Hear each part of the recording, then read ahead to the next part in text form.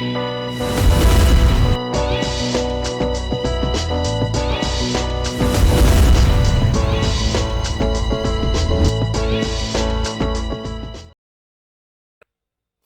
you studied Russia since the 1970s, from the tactical to the strategic level, and you know them well.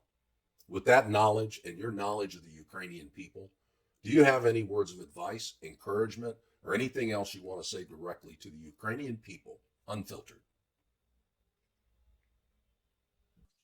Well, I think it was Napoleon who said that the moral is to the physical as three is to one. In other words, that what matters most is heart. That's even more important. It's three times as important as just sheer numbers or sheer weapon systems or what have you. And I don't think any war has validated that more than this one.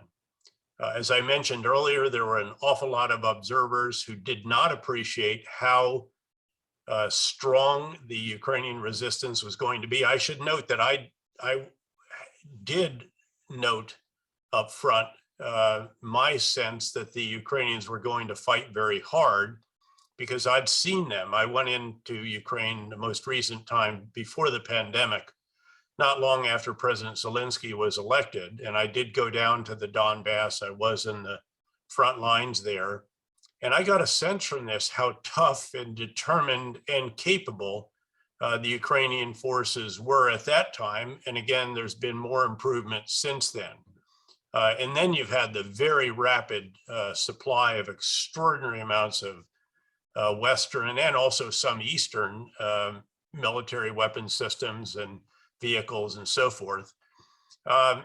And so what you have is a force that is absolutely resolute, has sheer indomitable will that is now enabled by some of the best military technology in the world.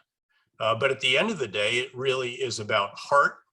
It's about an entire country that refuses to allow an unprovoked invasion to take their territory. And I think before this is all said and done, that the Russians will surrender much of what they have gained, not because they gave it up, but because the Ukrainians took it back. And I think, again, the next week or two will be pivotal, both because of the approach of the World War II victory celebration in Moscow on 9 May, again, at which Vladimir Putin would like to have significant victories to announce, but likely will not. And then the period as the Ukrainians do introduce all this new capability into their forces and start to retake some of the territory that they had to grudgingly give up under the pressure of the Russian offensives in the east and the southeast. Most of all, I think what I'd like to leave with those who might view what I say is just the enormous admiration that I think everyone has developed around the world for what Ukraine as a country is doing.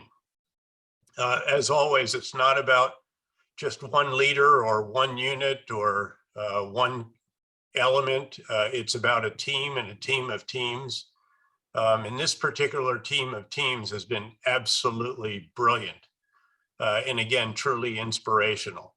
And the same cannot be said for the other side, which has, again, demonstrated a culture of carrying out war crimes, a lack of initiative at the front lines, lack of tactical standards and training,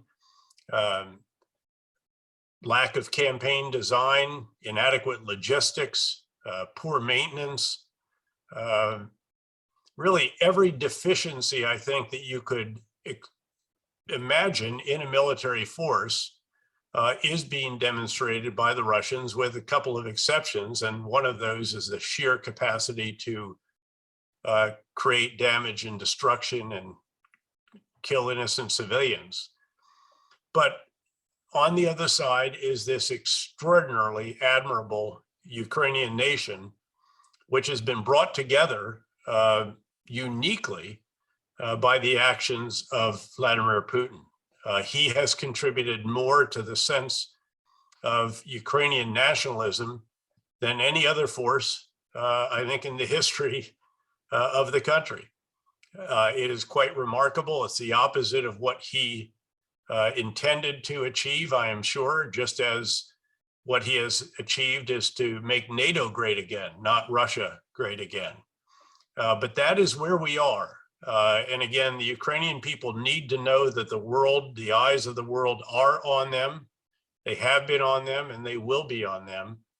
And what they have done has generated not just sympathy, not just appreciation, but very, very considerable support. And my sense is that that support will continue.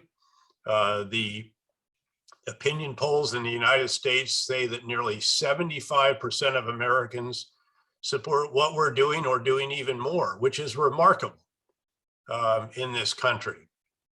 And I think that that is true throughout many countries throughout the world. We respect them for that. We admire them for that. And we will be with them as this carries on. Thank you. Thank you, General Petraeus.